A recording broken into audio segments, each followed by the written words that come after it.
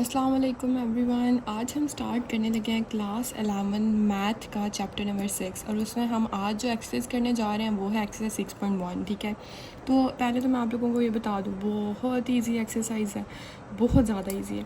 सिर्फ हमने sequence and series की बात करनी है। ठीक है, इस एक्सरसाइज में हम करेंगे सीक्वेंस की बात, नेक्स्ट जो एक्सरसाइज है उसमें हम करेंगे सीरीज़ की बात। इंतहा की ईजी है, कोई इसमें मुश्किल है ही नहीं, एक ही फार्मूला लगना है सारे क्वेश्चंस में।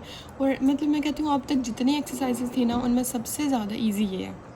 अच्छा, सबसे पहले तो आप लोगों ने ना इसकी डेफिनेशन अच्छे से याद कर लेनी है। ठीक है, तो वो आप लोगों की बुक पे है, उधर से देख लेना।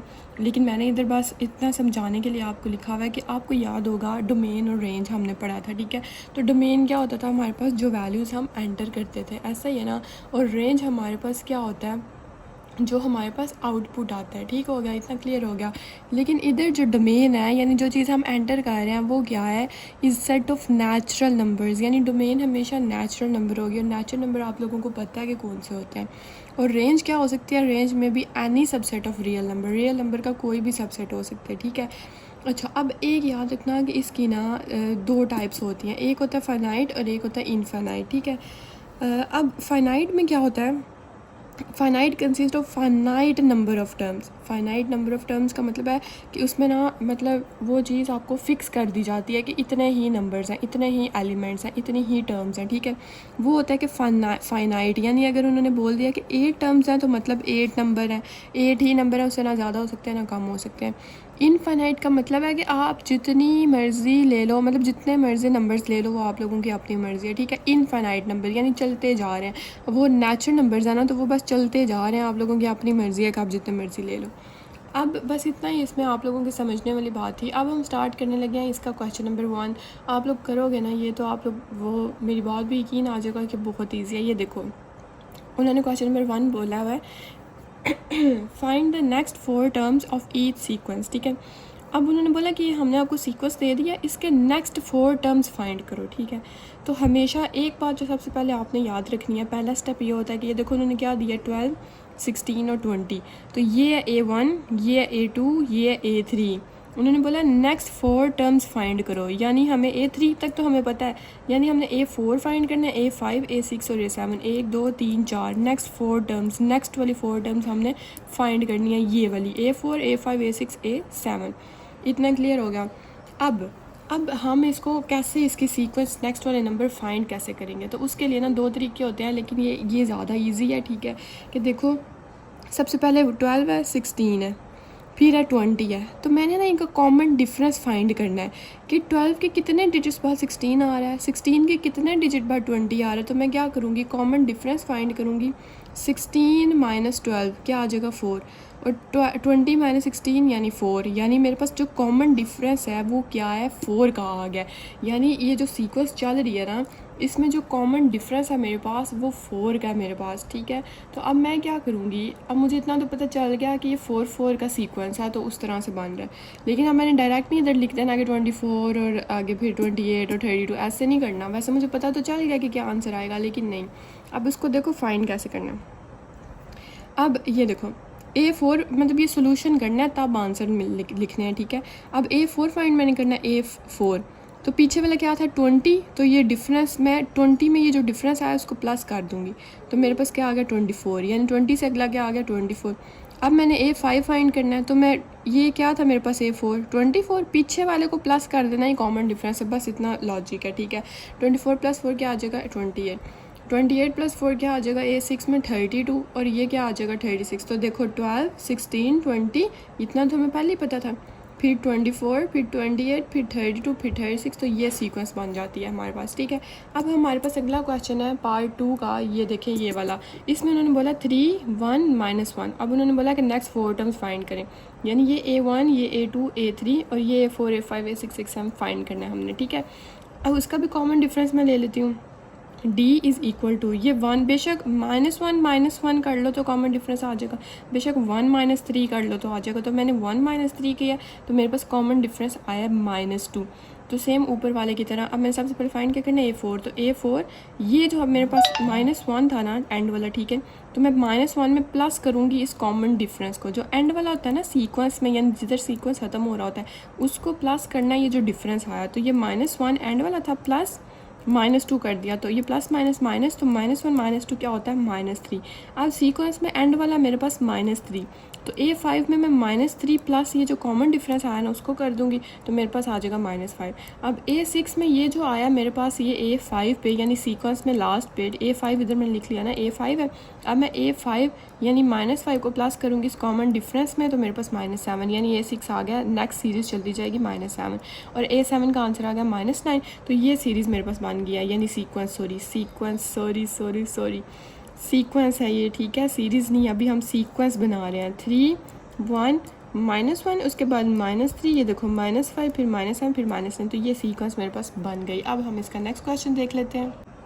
ये है जी हमारे पास क्वेश्चन नंबर 2। उन्होंने बोला write down first 3 terms of each sequence, ठीक है, यानी अब हमने क्या करना है, ये उन्होंने हमें सीक्वेंस मतलब उन्होंने हमें ये क्वेश्चन दे दिया। अब उन्होंने बोला फर्स्ट 3 टर्म्स फाइंड करें यानी A1 A2 और A3 फाइंड करना है, ठीक है, तो उन्होंने ये दे दिया।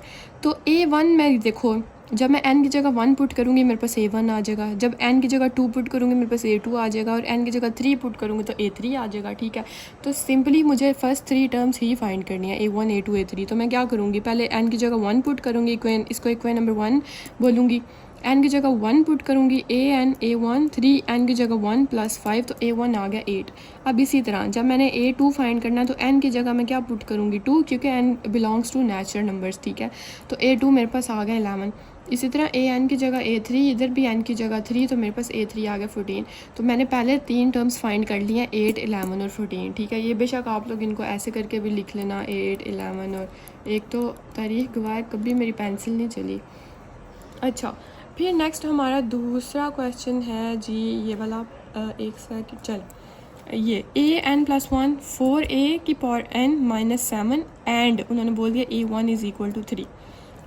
अब यहाँ क्या हुआ है, उन्होंने A1 तो पहले ही बता दिया आप लोगों को, यानी इस वाले का भी जो क्वेश्चन है वो यही है कि पहले 3 टर्म्स फाइंड करने हैं, A1 A2 और A3 फाइंड करना है। लेकिन इधर हुआ क्या है कि A1 तो उन्होंने आप लोगों को खुद बता दिया कि 3 है। अब पीछे 2 ही बचे हैं A2 और A3, ठीक है, तो मैंने A2 फाइंड करना है और A3 फाइंड करना है। तो देखो A1 है 3, ठीक है, और अब मैं सीधा मतलब क्या करूँगी, मैं अब n की जगह सबसे पहले जब 1 पुट करूँगी, ठीक है, n की जगह मैंने 1 ही पुट करना है, क्यों, क्योंकि वो 1 + 1 2 होगा ना। तो यानी देखो ना मेरी बात सुनो, फाइंड मैंने करना है A2 और A3, ठीक है, A1 मेरे पास है, तो मैं जब n की जगह 1 पुट करूँगी तो मेरे पास ये A1, n की जगह मैंने 1 पुट किया +1 4AN A1 आ गया क्योंकि n की जगह 1 है और -7, तो 1 + 1 2 यानी A2। अब मैंने A2 आ गया = A1 की जगह A1 की वैल्यू उन्होंने क्या दी हुई है 3 पुट करूँगी -7, तो A2 की वैल्यू आ गई 5। A2 फाइंड कर लिया, अब मैंने A3 फाइंड करना है। अब पुट n = 2, जब मैंने इस n की जगह 2 पुट किया 2 + 1 A2 + 1 4A की पावर 2 और ये A2 -7, तो ये देखो 2 + 1 3 और A2 की जगह A2 की वैल्यू क्या है 5, तो 5 -7, इसीलिए उन्होंने A1 की पहले दे दी थी कि ताकि इधर हम A1 की पुट करेंगे इधर A2 की पुट करेंगे। A3 का वैल्यू आ गया मेरे पास, A3 का आंसर 13, तो ये A1 की 3 फिर 5 और फिर 13, ये भी हो गया हमारा क्वेश्चन।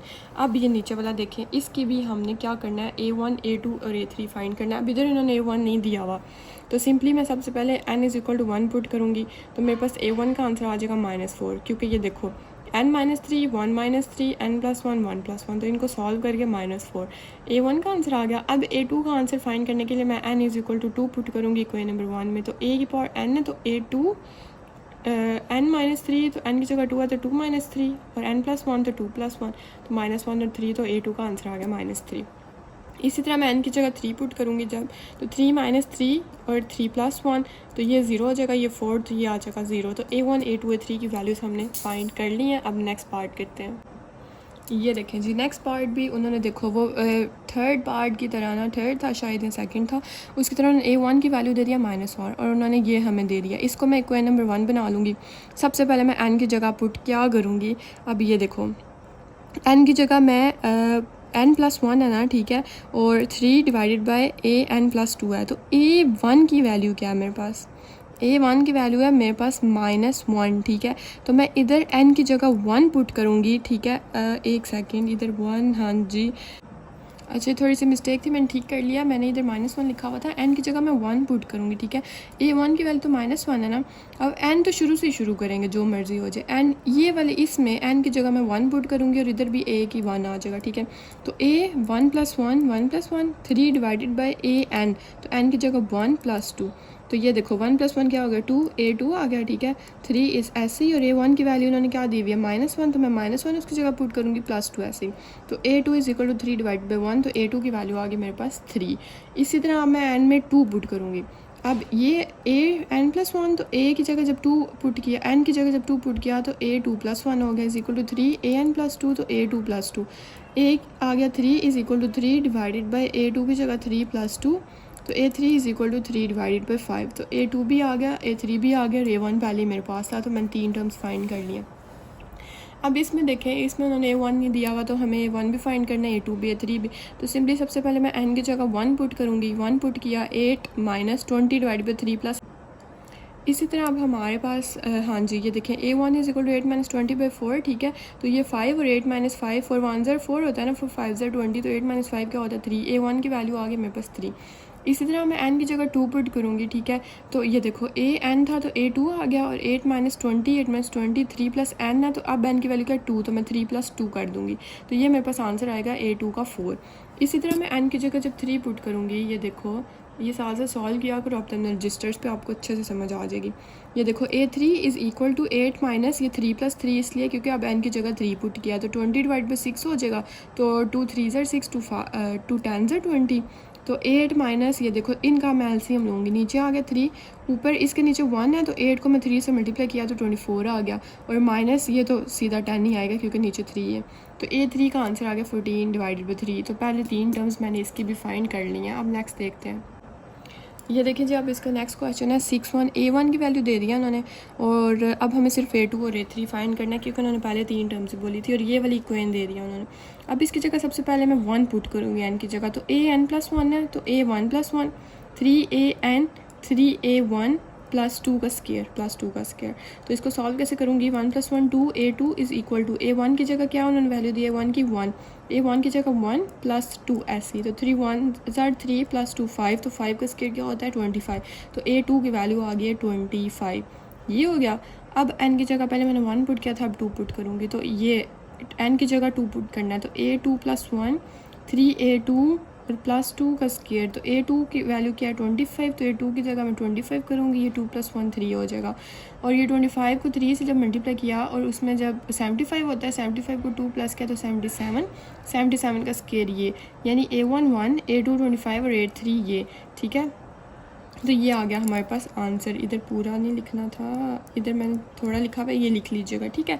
अच्छा, अब उसके बाद 7 पार्ट है, इसमें हमें a1 की फिर वैल्यू नहीं दी गई। अब हम a1 भी फाइंड करेंगे। जब 1 पुट करेंगे इसमें, ये देखो a की जगह an है ना, तो a1 n की जगह 1, और -2n है तो -2 को 1 से मल्टीप्लाई कर दिया, तो ये -2 का स्क्वायर 4, तो a1 की वैल्यू होगी 4। अब n की जगह 2 पुट किया, तो यहाँ n की जगह 2, तो a2 = -4 का स्क्वायर, तो 16। अब n की जगह 3 पुट किया, तो ये -2 3 ज़र क्या होता है -6, और इसका स्क्वायर 36, तो a3 की वैल्यू आ गया 36। अब नेक्स्ट हम अपना 8 पार्ट देख लेते हैं। इधर भी a1 a2 और a3 फाइंड करना है, और n की जगह जब 1 पुट किया, ये देखो -1 की पावर है n और 7n का स्क्वायर। अब इस n की जगह भी 1 मैंने पुट किया, और 7n यानी 7 को n से 1 से मल्टीप्लाई किया, जहाँ 1 है वैल्यू, तो वो आ गया। तो a1 की वैल्यू -7 को 1 से मल्टीप्लाई किया तो -7। इधर जब मैंने n की जगह 2 रखा, तो an था, तो a2 -1n -1 2 7n का स्क्वायर 7 2 का स्क्वायर, तो ये आ जाएगा a2 की वैल्यू 28। इसी तरह इधर देखें, a put n = 3 in equation number 1, तो a3 = -1 का क्यू, ये देखो ना -1 n है ना, तो -1 n की जगह 3 7 n, तो उसकी जगह 3 का स्क्वायर, तो ये आंसर आ जाएगा -63, ठीक है। ये 8 पार्ट भी हो गया। अब नेक्स्ट देख लेते हैं। ये देखिए जी, ये है हमारा क्वेश्चन नंबर 3 एक्सरसाइज 6.1 का। An expression for the nth triangular number n+1 divided by 2। इधर भी इक्वेशन दे दी गया है। अब उन्होंने बोला 15th नंबर बताएं आप, ठीक है, राइट डाउन द 15 नंबर। और दूसरी बात उन्होंने बोला है कि make triangle of dots by n is equal to 5। मतलब n जो है अगर 5 है, ठीक है, तो वो ट्राइंगल के डॉट्स भी आप लोग जो हैं वो लगा कर एक ट्राइंगल बनाएं, ठीक है। सबसे पहले तो ये समझ लो ना कि A N is equal to ये इक्वेशन जो मैंने पहले बताई थी वो होगी, ठीक है। अब सबसे पहले उन्होंने बोला है कि write down the 15th number, यानी ए 15 फाइंड करो। तो जब मैं एन की जगह 15 पुट करूँगी सीधा तो ए 15 आ जाएगा। ए 15, एन की जगह 15 और n+1 15+1 डिवाइडेड बाई 2, तो 15+1 16 और 2 1 2 2 8 16।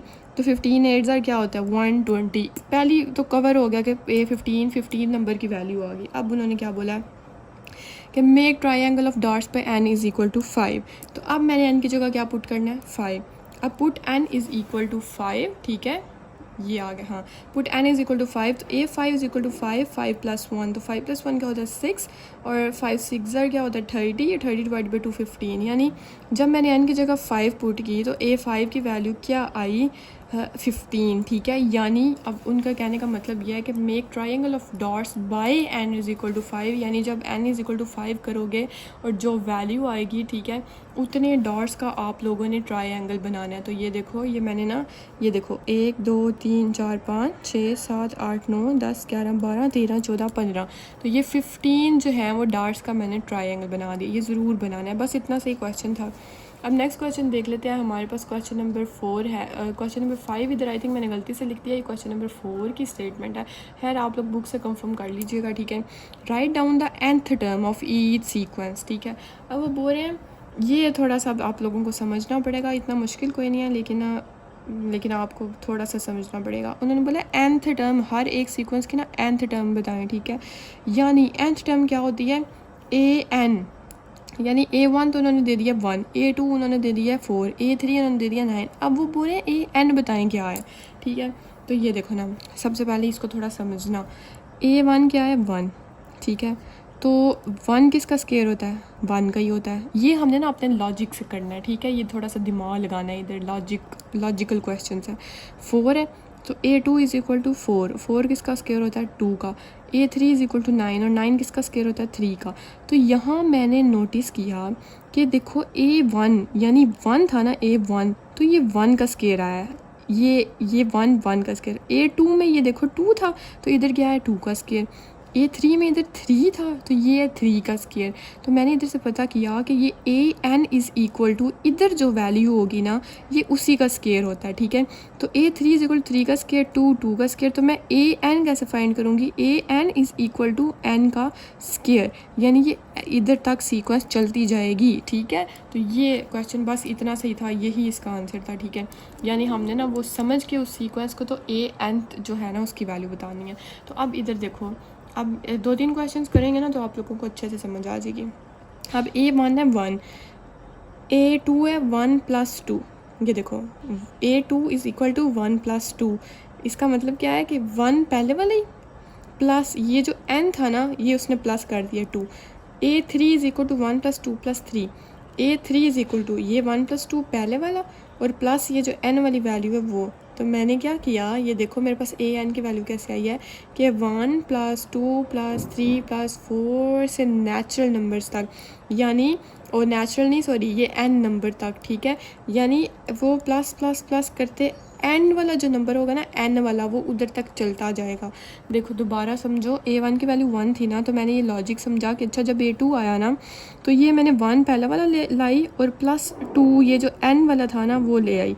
फिर 1 + 2 पहला वाला और ये +n वाला जो था वो ले। तो मैंने क्या किया 1 + 2 + 3 + 4 या ऐसे में डॉट्स लगा के तो मैंने लिख दिया n तक, ठीक है। यानी जो इधर होगा वही एंड पे होगा, प्लस हो रहा है, ठीक है। तो ये भी आप लोगों को आई होप समझ आ गई होगी। अब नेक्स्ट क्वेश्चन देखते हैं और अच्छे से समझ आ जाएगी। ये देखिए जी नेक्स्ट क्वेश्चन है। अब A1 मैंने इधर देखो फाइंड किया कि A1 B1 है, ठीक है। तो A1 is equal to A1 B1, A2 is equal to A2 B2 और A3 is equal to A3 B3।